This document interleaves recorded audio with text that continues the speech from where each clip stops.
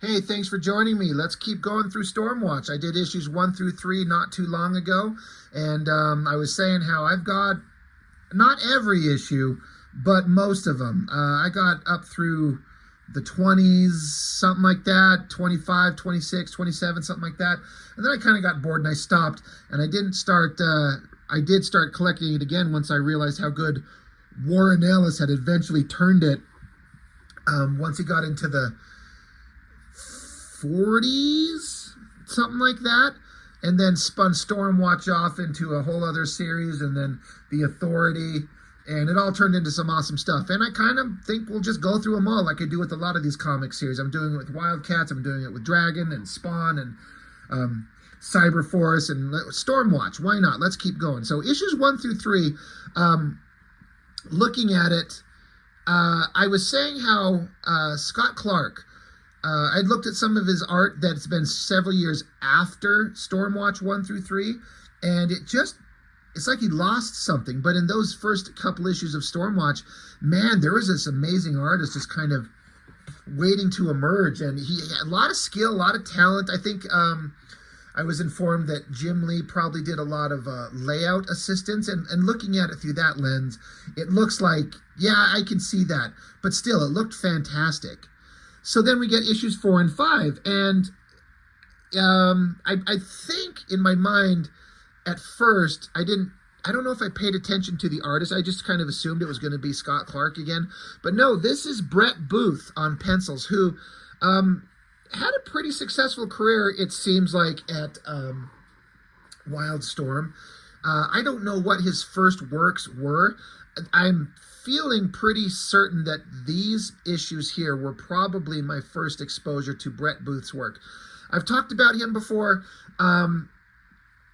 He's another one of these guys, like so many of these artists out there that were started during this time, that they had a lot of skill and abilities and talent, and there's a reason that Jim Lee hired them on, and it took a while for his art to kind of become something that I really liked. And what's kind of ironic is if you look at his work he does now to this day, I guess he's got a Patreon and puts up a lot of high resolution images on there. Man, is he just outstandingly good these days. Like, he is just fantastic. But there was something about his work, mainly in faces and things like that, that I thought was okay, but it didn't just grab me like some other artists. So he's certainly extremely talented. He's probably a very young guy at this era. But that's me kind of talking about what I thought of him when I was the young guy reading these books at the time. Older me still kind of feels kind of the same, but it's so obvious how talented these guys are. If you know what it takes to draw a comic book page, like if you're serious about it and you try to make a comic book page and do 20-something pages on a monthly basis, drawing all these characters with all these backgrounds and costume designs and city shots and cars and spaceships and aliens and lasers, it is not easy. And through that kind of context, you gotta give these artists full respect. So issues 4 and 5 here, Backlash was introduced in, I think, the last issue. It was issue 2 or issue 3. That's where the character was introduced. And then Backlash became very popular by Brett Booth. He ended up in his own series, and Brett Booth went and drew that and kind of become arguably the most popular character at Wildstorm. I mean, maybe he actually crossed over with Spider-Man, so that's saying something. But anyway, just to kind of get into it, I did a preemptive kind of flip through these books and looked at them again, and I was like, again, I haven't seen these books in decades. These were printed in 93, and I looked at them several times back in those first 2 or 3 years, but I put them away, and I haven't looked at them in forever. But just looking at them again, I'm just like, oh, right, this stuff I remember. Again, Brett Booth, pencils, Trevor Scott inks. I don't know that I love Trevor Scott's inks. I feel like he probably got a lot better, but there were some parts in here I was looking at that they felt kind of not to the level that I think that they maybe should be, but that's really pretentious of me to say. What the fuck do I know? It all looks pretty damn good, all things considered, but I'm kind of, you know, putting this up against the best art I've ever seen from anybody, anywhere, ever.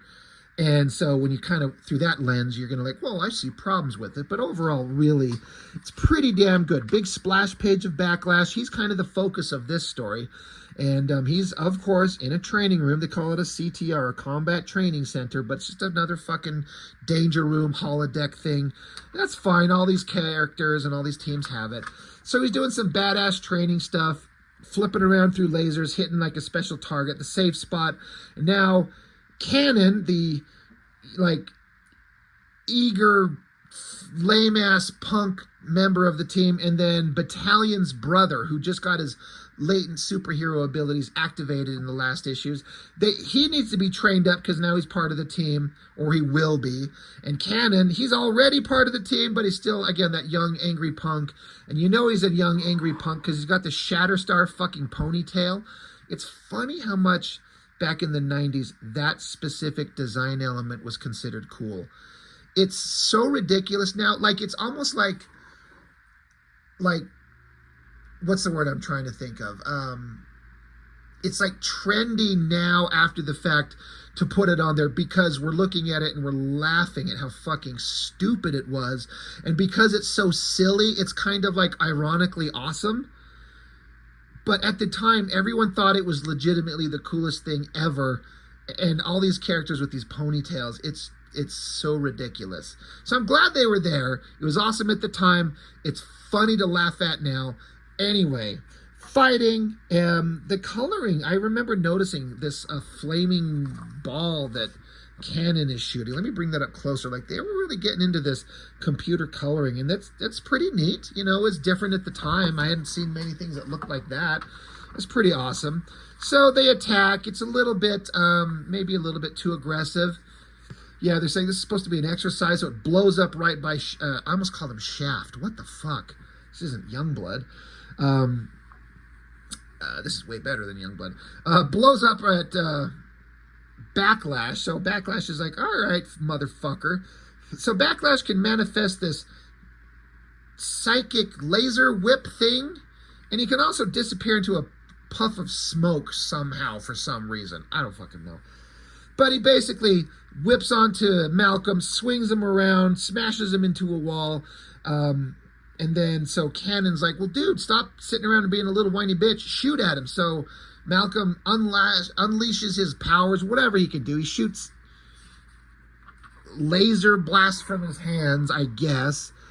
But, yeah, this is where Backlash disappears into a poof of smoke, and then the laser blast hits the wall, and it reacts and explodes, and is basically Backlash is teaching them a lesson. Like, you guys need to think about your tactics and your maneuvers. You can't just lash out wildly. Think about what you're doing. And so Cannon's like, oh, all right. You're just trying to tell me I'm some kind of a little fuckhole. So he punches him in the face. Bam, just being a douchebag. So Backlash is like, oh, all right.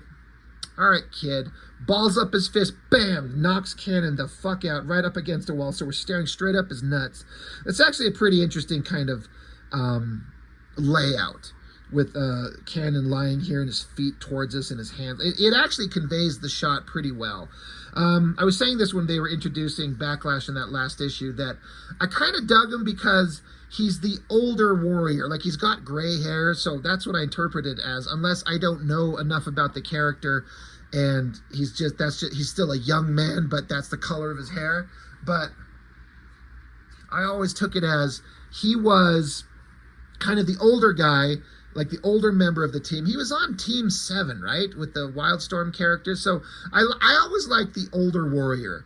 I'm not, even as a kid, I wasn't like, I want to see comic book characters that are youthful like me so I can identify them. Fuck that noise. I liked older characters, the grizzled warriors that have been around for a while and know what they're doing. I've always been interested in that. And so that's kind of what Backlash was to me. So the story, you know, Backlash knocks Cannon out, and so he's asking Malcolm, like, you want to keep going? He's like, no, dude, I'm cool, it's fine. Anyway, hey, you know, training's over, let's get out of here, we got other shit to do. So So then it cuts to, there's the plot of the story is going to start changing up, where you got this Skywatch space station, which is a neat design I like, and you got some random ass soldiers taking off to go investigate some floating debris that the I keep wanting to call him the watchman. It's the weatherman. The guy that's wearing like Captain Picard, like black and red outfit, and he's bald, and he's in command of a big space vehicle. Like, all right, it's just Captain Picard. That's fine. But they're like, there's some kind of derelict ship out there. Go investigate it. So they do like a spacewalk, go out there, travel, get into the ship. They arm their weapons of whatever kind of, you know, technological spacesuits they've got. All pretty detailed stuff. Like I was saying, giving credit to Booth, where I may not like some of his faces and his expressions and stuff like that, but my God, drawing all of this detail, the man put in the work. And I need to honor that and respect that. But yeah, they go into this ship, and there's some weird alien kind of creature faces in here that basically do like a xenomorph thing, scare them. Something bad happens to the team when we lose contact. All right, well, we can kind of see where this is going. The team shows back up, though, several hours later. They're like, God damn, you guys were gone forever. What the hell happened? They're like, nothing. Everything's fine. I'm not an alien. And they're like, okay, but whatever you do, don't ram your ovipositor down my throat and lay your eggs in my stomach. And he's like, I won't, because I'm not an alien. Okay, so off they go. So, but now we've basically got some kind of alien infiltration on the space station. Great. So then we get back to Backlash, and girl who's hot with short blonde hair, she was introduced in the last, was issue 2 or 3, I think. Diane is her name. I don't know what the rest of her name is, but there's some kind of like relationship between her and Backlash. That's awesome. So I like you sitting around smoking. I mean, why not, right?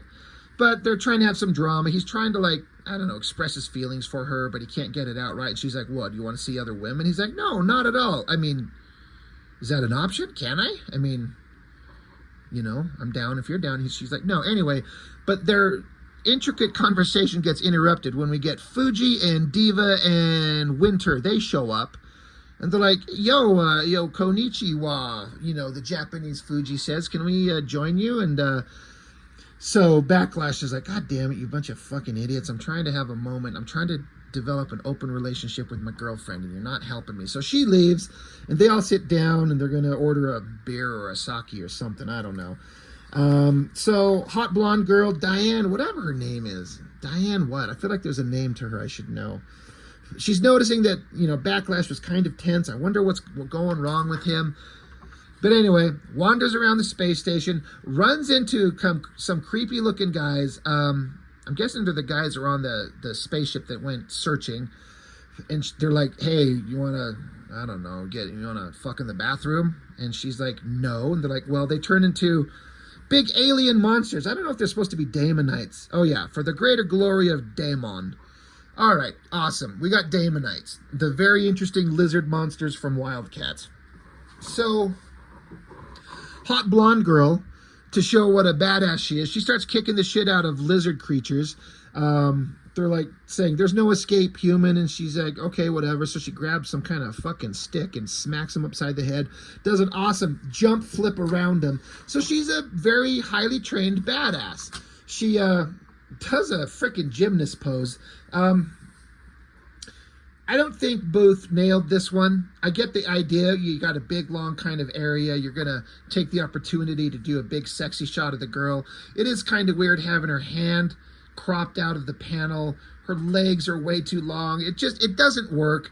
But again, I mean, at the time, it's pretty damn good comparatively. The point being, she does an awesome flip, and she gets over and hits the alarm, and she's like, nailed it.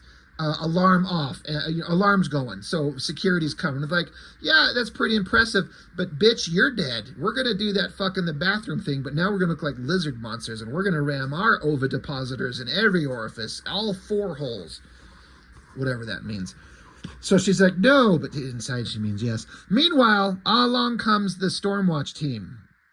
I mean, fucking, they were just barely in the bar. This thing is only 5 seconds later, so they didn't get to stay in the bar too long. Battalion comes running along, got Backlash. Diva, Fuji, Winter, they're on their way. Something's going on. Get everyone ready. Something's going on. Something's fucked up is going on. So they got Captain Picard here. He's like, all right, I'm running a trace on it. Let's find out what we can see. He's like, well, wherever this room is, where there's something going on, there's somebody dead in the room. And they're like, oh shit, who's dead? What's going on? So yeah, the team goes into a room. They find a dead body. They don't know what the hell's going on. Keep looking. There's something going on.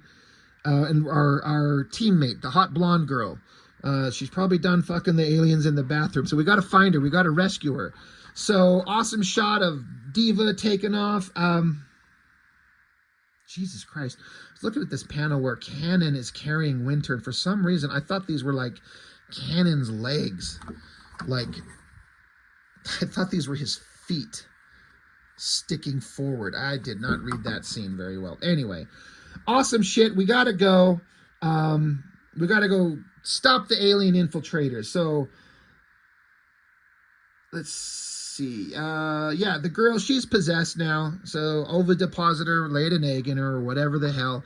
And so they open up this locked chamber. It's Cryo Station Alpha. And out come these pointy masked, weird-haired monster things. Obviously, these whoever the fuck these creatures are. Enter the Warguard on the cover. Whoever they are, some kind of super badasses that are left with their frickin' outfits and costumes on, locked in a jail cell that somebody could just walk up and push the button and open it up. Now, you know, she's got security clearance, you know, top secret or better. I'm sure she could show up, and I guess you could say she would have clearance to open up the room, but you'd think it would require at least, like, you know, two-party verification or something like that, like a thumbprint and a, you know, text the code to your phone or something. But the girl screams. He's like, the scream, that's Diane. So they go looking for her. And we end, right? Do we end? We do end. It doesn't actually say the end. It's funny how many of these double-page spreads are in these comics. I've seen this a lot. I've seen this in Youngblood and Cyberforce, where there's like big spread of characters and big headshots of the people looking at them. And drawing those back three-quarter views of the head are tough. But yeah, bad guys are possessing hot blonde girl, and she released these characters. They mentioned their names on the previous page. What was it? One of them is Nychus, N-Y-C-H-U-S. One of them is Talos, and one of them is Hexon. Which one's Talos? You know what? I just decided. I don't fucking care. But they're a bunch of ridiculous 90s bullshit designs. It's both fucking stupid and incredibly awesome at the same time, like Cannon's ponytail I was talking about. But released the Warguard. So why are they not, you know, put into submission and chained to the floor or something? But no, they just open a door and there they are. All right, well, but this is a comic book and we got to have fights. So that's the end of that issue. It doesn't say the end. So blah, blah, blah, blah, blah, blah, blah. Ads for all the other cool shit that's going on at the time. Well, that was issue 4. Issue 5, Backlash, right on the front, being a badass. Well, he's got a bunch of blood on his hands, so maybe he killed one of these war guards. We'll find out. Let's see. Brandon Choi and Jim Lee plot, of course. Sean Ruffner script. Brett Booth pencils. Trevor Scott inks. Blah, blah, blah. So, all right, well, let's start out a comic book with a giant splash page of the heroes charging into action. That's perfectly fine. I'm on board with that. A lot of detail, a lot of background and perspective. Again, even though the figures might be a little wonky as compared to the figure work that really stuck out to me, the Jim Lee, the Mark Silvestri, you know, that's the stuff that I was really, really into in the, you know, early 90s. And this is like a not as good imitation of that kind of art style. But again, respect to the level of skill that Booth had already. He was going to go nowhere but up. So, splash page, double splash page. Now, I do remember seeing this, and this shot of Cannon, it's an ambitious shot. To just have his body in this perspective, his leg coming towards us at his feet. It's pretty damn well done.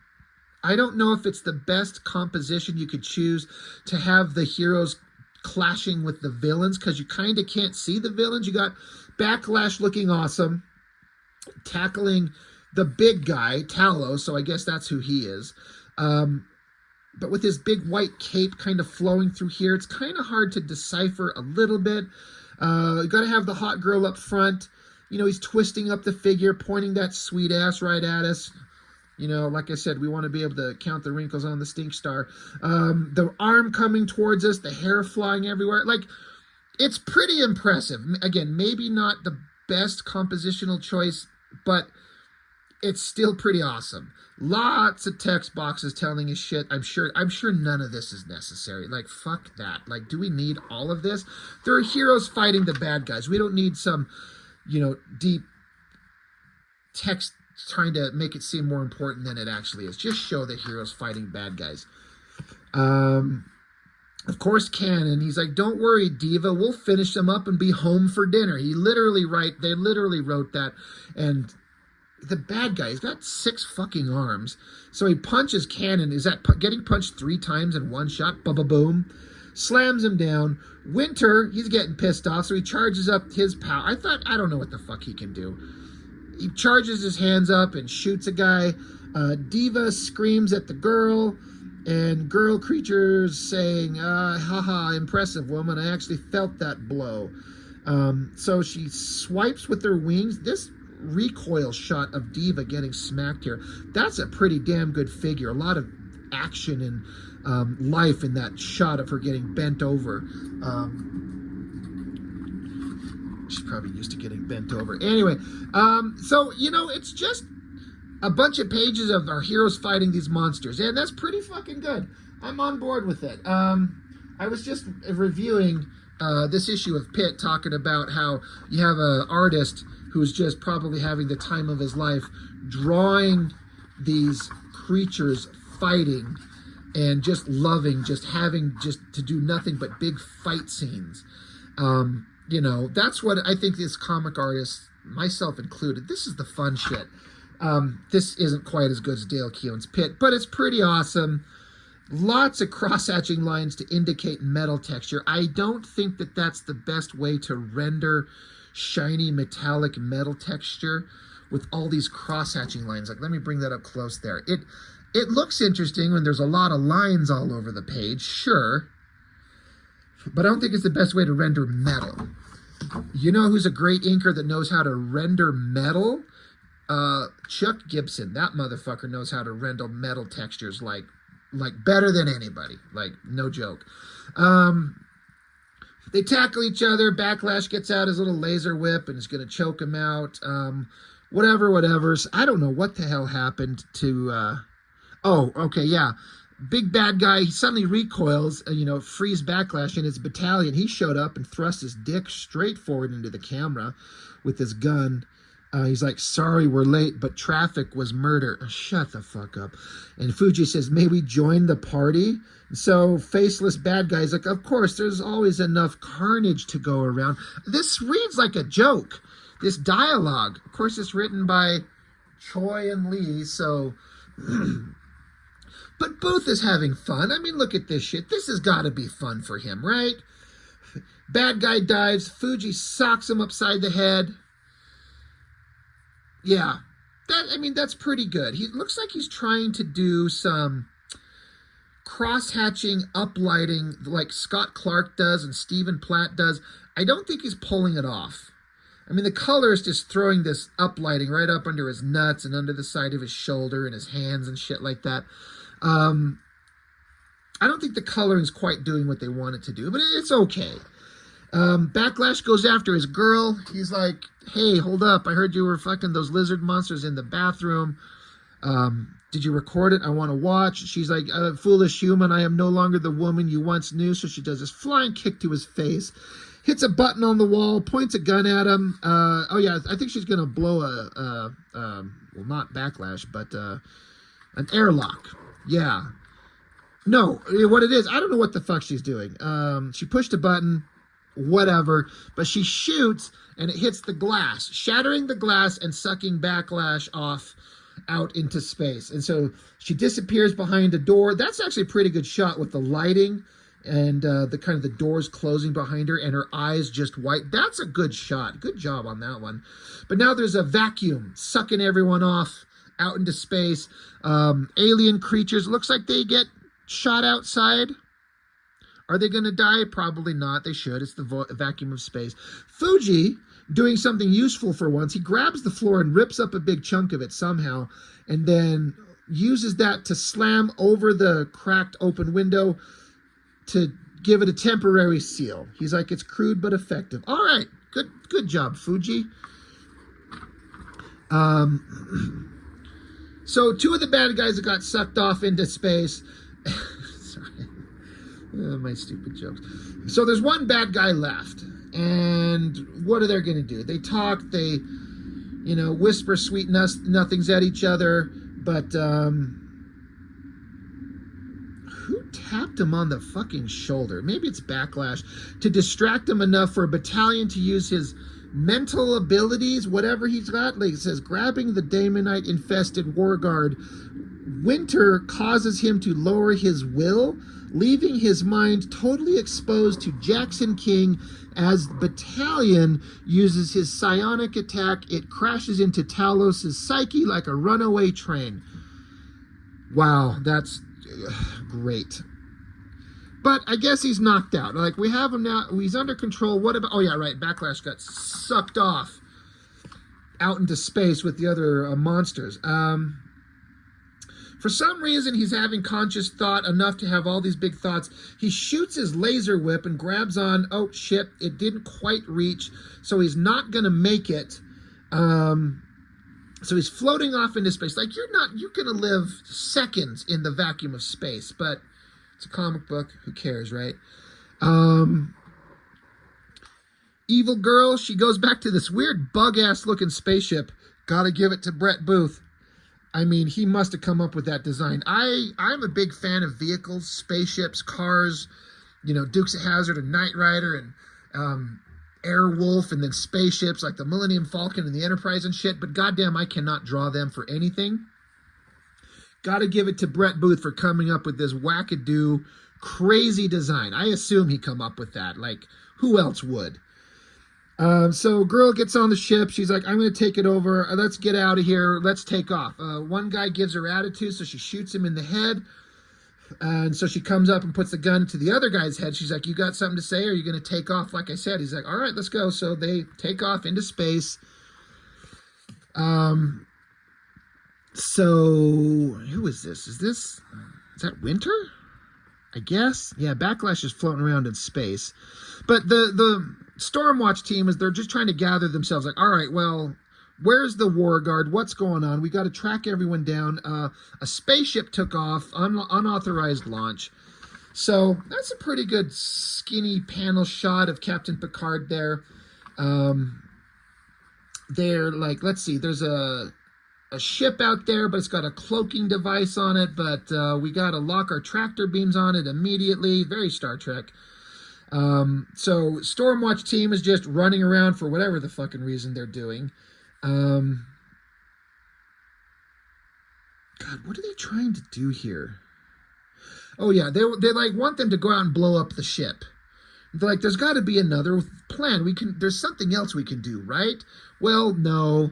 So the little spaceship's floating out there, and possessed girl, she opens fire. You'd think that the space station would have giant shields they could put up that won't affect them. But they're like, sure, levels 4 and 5 have been damaged. Shields are down to 40%. So Captain Picard tells Data, redirect more power to the shields. They're like, it's too late. They fired again. And so giant explosions blow up all around it. It's crazy how this little fucking spaceship can damage this big giant one.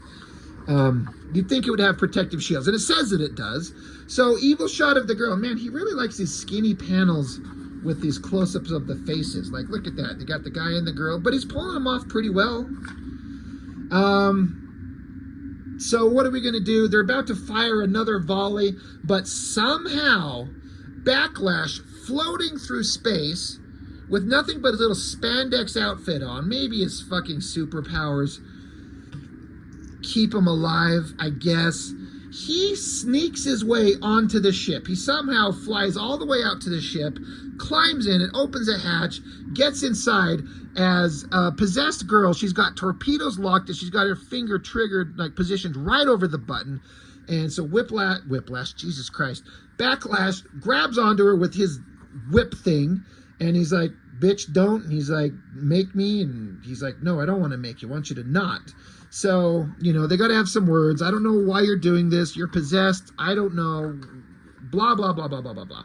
So he's like, she's going to push the button. So he's got to zap her. I guess his whip can zap things, because of course it could. And in the zapping, the alien lizard thing separates from her body, leaving her. All right, that's that figure right there of her kind of engulfed in energy.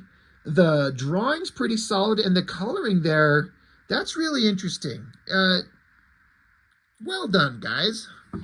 But yeah, giant lizard creature separates from her. He's like, interloper, you ruin everything. So he beats the piss out of Backlash, gets him in a chokehold. Again, I swear to Christ, he was just in a chokehold, like right there. Look, it's the same panel. That panel there and that panel there. They like to put him in a chokehold. He's in a chokehold there. All right, anyway. He's like, you're going to pay with your interference with your life. And Backlash starts passing out because he's a little bitch. But then it just cuts to he passes out and then he wakes back up in sick bay. And how the hell did they fix this? What happened? Our best guess is that the alien entities must have burned up in the atmosphere during planetfall. It seems as though your little fracas aboard the Peacekeeper with one of them did enough damage to put it out of commission. None of the alien entities was aboard when we found you and Major LaSalle on the ship.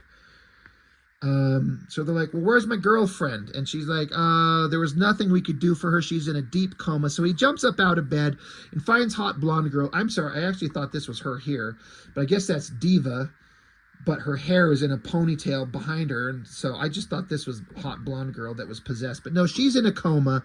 And so Backlash is like, I'm sorry. I will stop at nothing until I can, you know, get you fixed and solved and bring you back to life.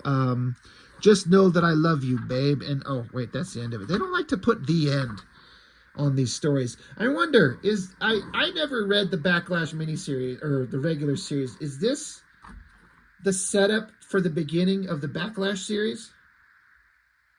It would kind of make sense. I don't know.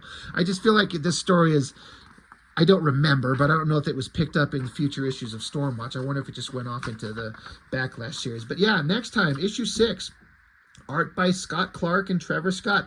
I do remember thinking, as much as I was kind of okay with the art in here with Brett Booth, this cover, this Scott Clark, goddamn, did that look awesome right there. He liked his heavy shadows and some dynamic poses. Like, I was thinking Scott Clark was going to be the man. And occasionally he was, but that's pretty badass. Stormwatch number 6. We'll definitely be getting into more issues of that. I've just got through issues, the first 3 issues of the Gen 13 miniseries. Kindred number 1. God, that was going on too? Did that have something to do with this story? God, Booth was everywhere. He goes from drawing this to drawing Kindred and then on to the Backlash series. Anyway. So yeah, issues 4 and 5. Kind of, I mean, at the time in the 90s, I was hardcore into Star Trek, as you could tell with all my stupid dumbass references. And it kind of had that feel, like a group of people on a space station fighting monsters. It's like superhero comics and sci-fi. I was kind of having fun with it. I was on board with this one. I was kind of digging it. And these are fun. It's kind of fun to revisit them. So that's it. Stormwatch issues 4 and 5 by Brett Booth. Pretty good stuff, all things considered. So that's all I've got for now. Thanks for watching. See you on the next one.